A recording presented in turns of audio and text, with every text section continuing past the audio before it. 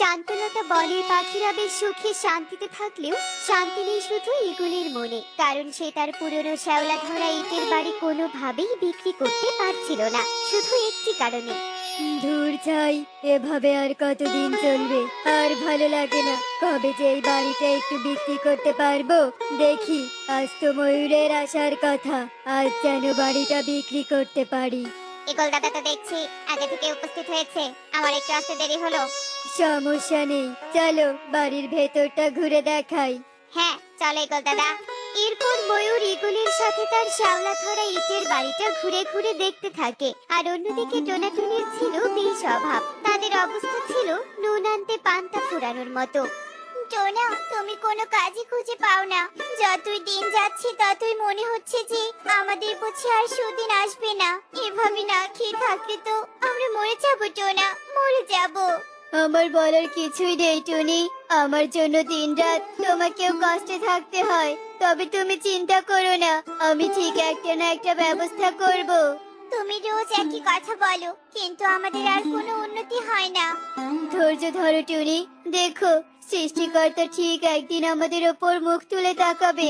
এখন আমি বনের দিকে যাচ্ছি টুনি, দেখি কিছু করা যায় নাকি। আচ্ছা ঠিক আছে, যাও। একে দশা, এই বাড়ির চারপাশটা কি নোংরা?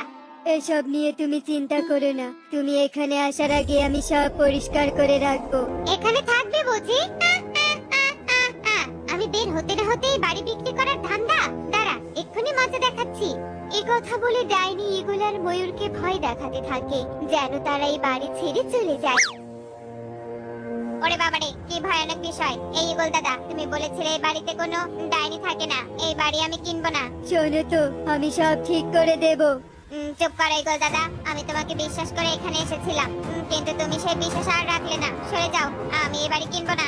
ময়ূর এই বলে ইগলের সাথে রাগারাগি করে সেখান থেকে চলে যায়, আর ইগল আবার হতাশায় ভুগতে থাকলে এভাবেই সারা দিন কেটে রাত নেমে আসে। আর রাতে দেখলি তো কবুতর, আমি বলেছিলাম না ওই খালে অনেক মাছ পাওয়া যায়। হ্যাঁ, তবে আমার না ভীষণ ভয় করছে জানিস, রাত করে শ্যাওলা ধরা ইটের বাড়ির সামন দিয়ে যেতে। ওই তো দুটো পাখি যাচ্ছে, এদের ভয় দেখাতে কেন যে আমার এত ভালো লাগে। দেখি দেখি, এই আনন্দে তাড়াতাড়ি একটা গান ধরি।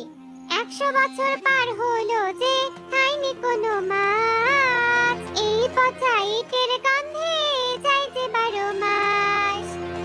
ওরে বাপরে, এই ডাইনি দেখছি কান ধরেছে। পালা কালু পালা, এই ডাইনি যে মাছের কান ধরেছে। তাই তো দেখছি, এত রাতে এই পথ দিয়ে মাছ নিয়ে যাওয়া একদম উচিত হয়নি। পালা।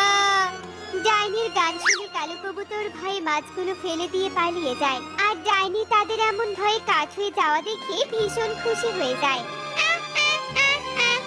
দুটোই হলো ভেতর ডিম, মাছ রেখে কেমন ভয়ে পালিয়ে গেল। এভাবেই ডাইনি সারা রাত হাসতে থাকলে দেখতে দেখতে সেই রাতটি কেটে যায়। আর সকাল হতেই অভাবী টোনা কাজের সন্ধানে চলে যায় ইগলের বাড়িতে, যেখানে আগে থেকেই তোতা উপস্থিত ছিল। দেখ তোতা, আমি বারবার বলছি এই বাড়িটা কিনলে তোর কোনো সমস্যাই হবে না। এভাবে বললে কিভাবে হবে? আমি ওই বাড়ি কিনলে যে আমার কোনো সমস্যা বা ক্ষতি হবে না, তার প্রমাণটা তো আগে দিতে হবে নাকি?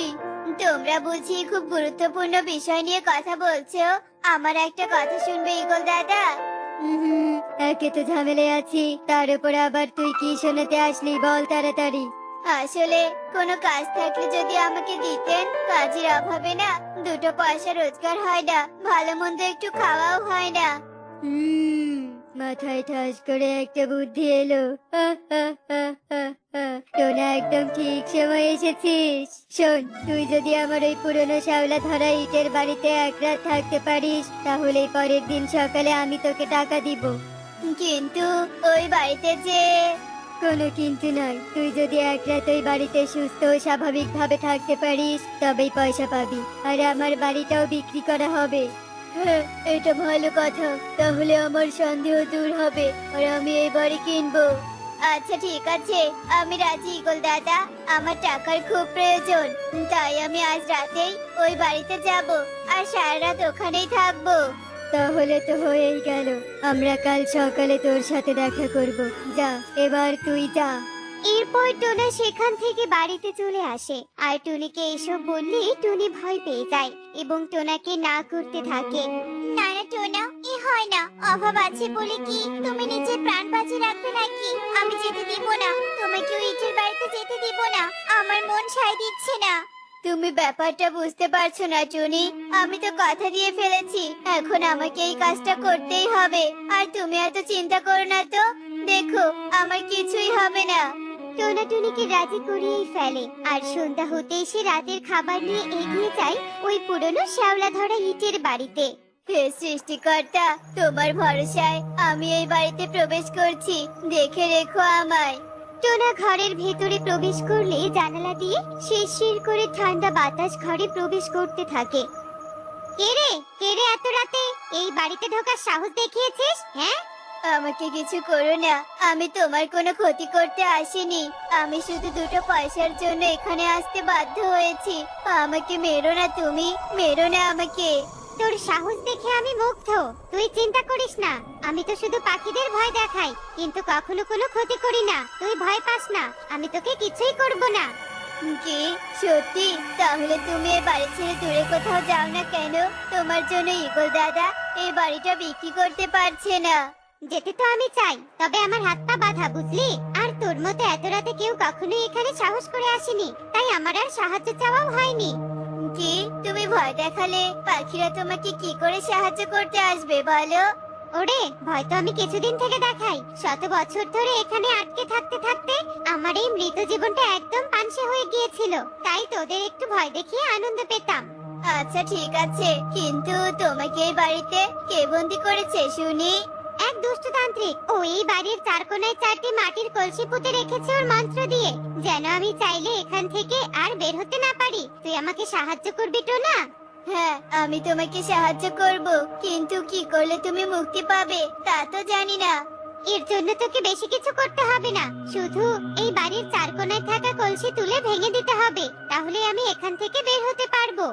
আচ্ছা ঠিক আছে, আমি দেখছি। এরপর টোনা ডাইনিকে মুক্ত করার জন্য ইটের বাড়ির চার কোনায় পুঁতে রাখা চারটি মাটির কলসি তুলে ভেঙে দেয়, আর এতে করে তান্ত্রিকের সমস্ত মন্ত্র কেটে যায় আর ডাইনিও মুক্ত হয়। তোকে অনেক ধন্যবাদ টোনা, আমার এই রহস্যের কথা কেউই জানতো না, আর তুই শোনার সাথে সাথে আমাকে সাহায্য করলি। আজকের পর থেকে এই বনের কেউ আর আমার জন্য ভয় পাবে না।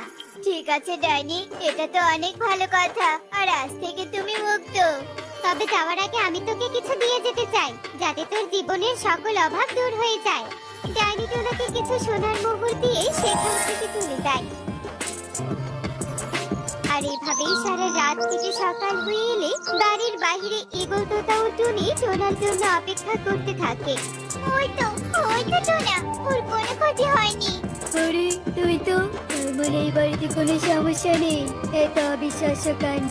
তোতা, এবার যে তোকে বাড়িটা কিনতে হবে সে না হয় ঠিক আছে, আমি এই বাড়িটা কিনতে প্রস্তুত, এখন আমার আর কোনো সমস্যা নেই।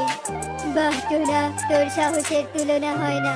এই নে 10,000 টাকা, তোর কাজে আমি ভীষণ খুশি, আর এই খুশি হয়ে এই 10,000 টাকা তোকে উপহার দিলাম। ডাইনি এবং ঈগলের থেকে উপহার পেয়ে টোনা টুনি বেশ সুখে শান্তিতে দিন কাটাতে থাকে এবং তাদের সকল অভাব দূর হয়ে যায়। তো বন্ধুরা, দেখলি তো, কাউকে এই বন্দিশালা থেকে মুক্ত করলে নিজের ভাগ্য ও স্বপ্ন পূরণ হয়। এমনই সব মজার মজার শিক্ষণীয় টুনি পাখির গল্প দেখতে আমাদের সাথেই থেকো। আর গল্পটি কেমন হয়েছে তা কমেন্টসে জানাতে ভুলো না কিন্তু। Bye bye. পরি, তোকে পালাতে হবে, আরে জোরে পালাতে হবে, এই বদমাশ ডাইনি আমাকে ধরেই ছাড়বে। আমার হাত থেকে কোথাও পালাতে পারবি না পরি, তুই যেখানে যাস না কেন আমি তোকে ধরেই ছাড়বো। কি যে করব কিছুই বুঝতে পারছি না, ডাইনি আমার পেছনে একদমই ছাড়ছে না। শরীর খুব ক্লান্ত লাগছে, সেই কখন থেকে হাঁটছি, তবুও বাসায় পৌঁছাতে পারছি না। এই রোদে কি আর এভাবে হাঁটা যায়? টুনি এসব বলতে থাকে আর হাঁটতে থাকে। অন্যদিকে পরি পালাতে থাকে আর ডাইনি পরির পিছু করতে থাকে। পরি পালাতে পালাতে ডাইনির চোখের আড়াল হয়ে কিছু দূর যেতেই পরি টুনিকে দেখতে পায়। ওই তো টুনিকে দেখা যাচ্ছে। ডাইনিকে পাথর দেওয়ার চেয়ে আমি বরং এই পাথর টুনির ঝুড়িতে ফেলে দেই, তবে আমি পরে এক সময় টুনির কাছ থেকে নিয়ে নিতে পারবো। যেই বলা সেই কাজ। পরি আর এক মুহূর্ত সময় নষ্ট না করে লাল পাথর টুনির ঝুড়িতে ফেলে দেয়, আর পরি আবারও পালাতে শুরু করে। এইটুকু সময়ের মধ্যে পরি আবার কোথায় চলে গেল? ওই তো পরি, কিন্তু পরির হাতের জাদু পাথরটা